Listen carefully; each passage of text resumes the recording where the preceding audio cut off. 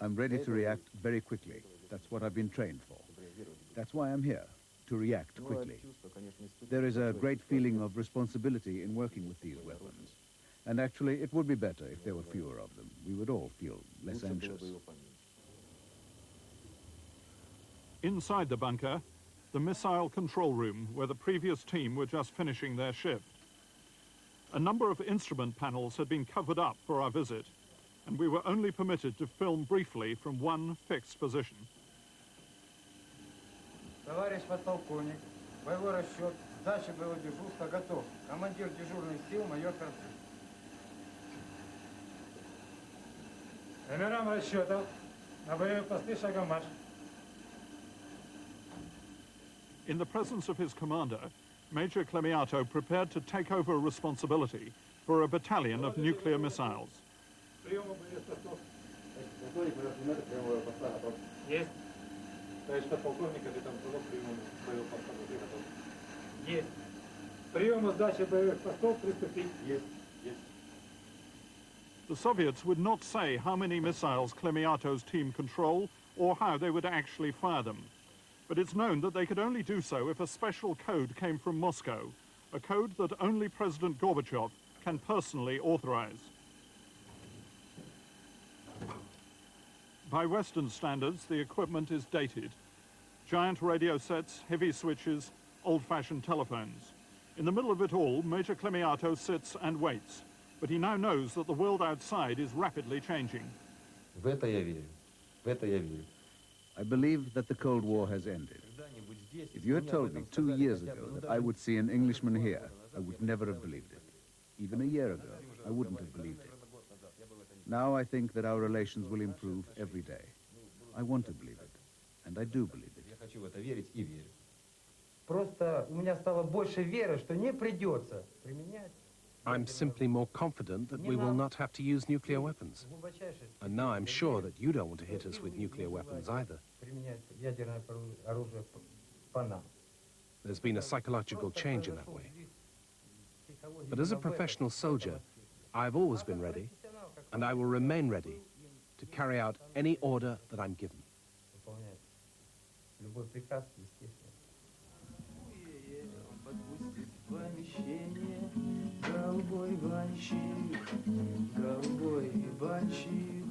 Off-duty teams of officers and men live in a small barracks beside the bunker complex. There's a library heavily dominated by the works of Lenin, but the old certainties of this closed world are quickly disappearing. Television had just brought news of President Bush's decision to scrap tactical short-range nuclear weapons. And the news from their own country is of political turmoil and of debate over the future of the nuclear arsenal.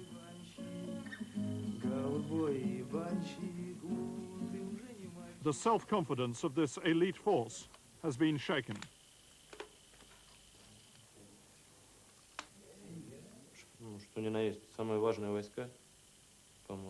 We are the most important military forces. The defense of our country depends on us. But I must say that things in our country are not getting any better. The Union is falling apart. The young guitarist told me that the rocket forces should quite simply be disbanded. I think that all missile weapons should be got rid of. That's my personal opinion. I didn't get it from our political officers or anyone else. It's a fact that the short and medium-range missiles have already been got rid of. Soon it'll be the turn of the intercontinental missiles, which all need to be got rid of. At the headquarters of the Strategic Rocket Forces near Moscow, General Maximov believes that his missile units still have a vital role to play in guarding the Soviet Union against foreign threats. Unfortunately, there are a lot of people with pacifist ideas these days. People who say there won't be another war, nobody is threatening us. This would be a good thing if their ideas were realistic. But the reality is that we have not yet entered an era when all disputes are settled solely by political means. So, to safeguard peace, we must be able to defend ourselves properly. While we were still with the missile troops in Chita, President Gorbachev made his dramatic television statement responding to George Bush's arms control proposals.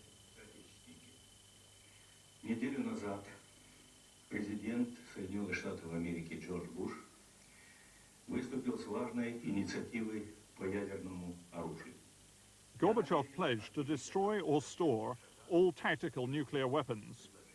Then the men heard their president announce that more than 500 intercontinental missiles, which were scheduled for long-term destruction under the arms reduction agreement with America, would now be taken off alert. The speed of these developments came as a visible shock.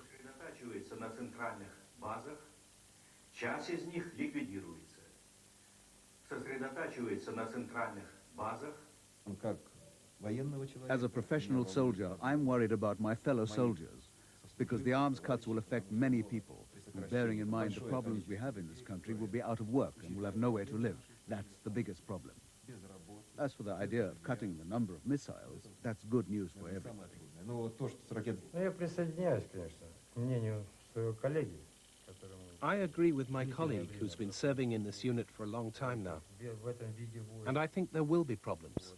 И считаю, что проблемы будут, но тот But страх, the fear который which we inspire in others, мы or which нагоняем, others inspire in us, нагоняет кто-то, that fear must be reduced to a minimum, or even removed completely. даже уничтожен полностью. Почему?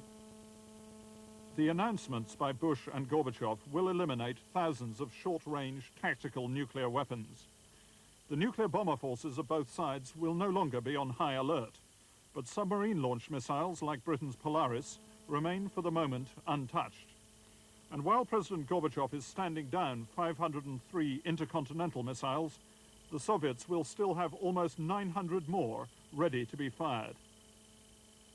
General Maximov told me that he welcomes these developments, but that his remaining missiles will stay on full alert.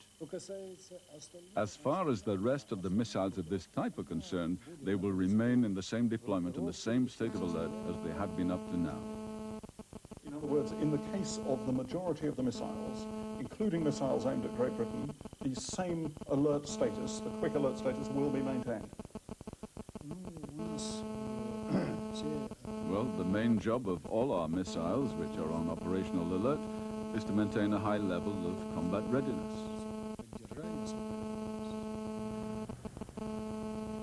In the political world of Moscow, there is now some visible embarrassment at the idea of still aiming nuclear missiles at countries President Gorbachev is approaching for emergency economic aid. Gorbachev advisor Andrei Kukoshin blames the attitude of the strategic rocket forces. I think that that's the old-fashioned approach, and in my view, the strategic rocket forces command is not the last instance, and of course they should do their business, but the orders should be given from political leadership. I would prefer greater guidance, greater level of guidance and leadership from the part of political leadership over our strategic nuclear forces. But why is it in fact necessary to have any of the strategic rockets actually pointed at, say, the United Kingdom or the United States? It's not necessary at all. It's a very obsolete idea.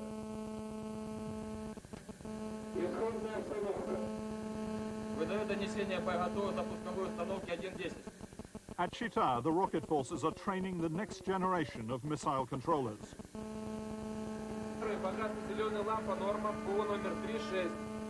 Working on a simulator, the students learn how to handle an emergency during the launch procedure.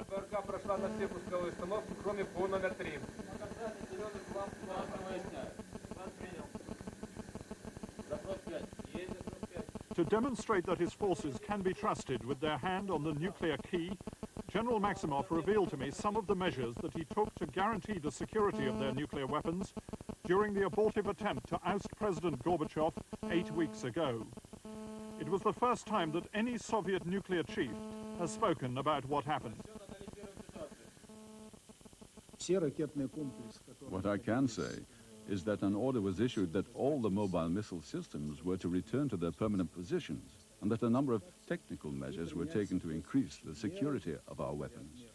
The strategic rocket forces are too important to get involved in any sort of political provocation.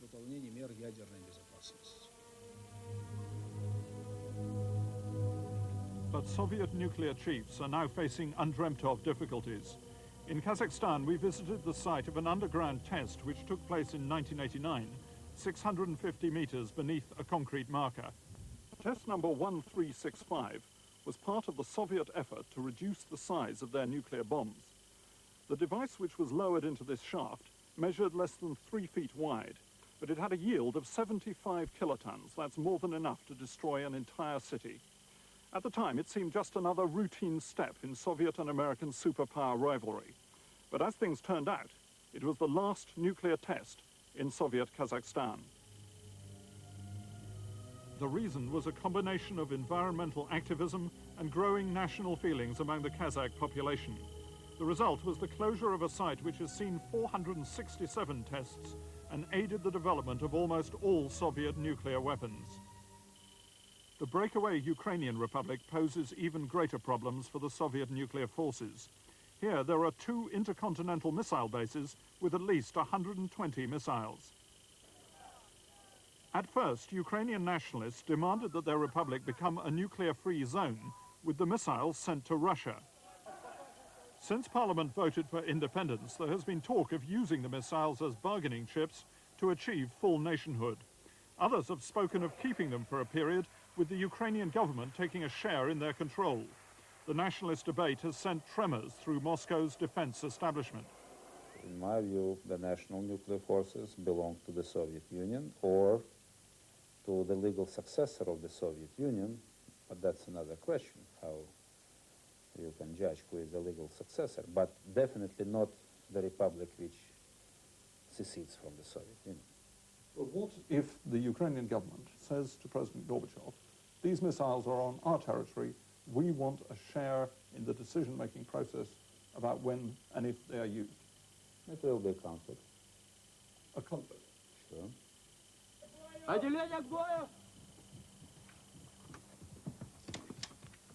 For now, the only conflicts at Soviet nuclear bases are the training exercises of the Guard troops. These are some of the men who stand ready to defend the nuclear missiles.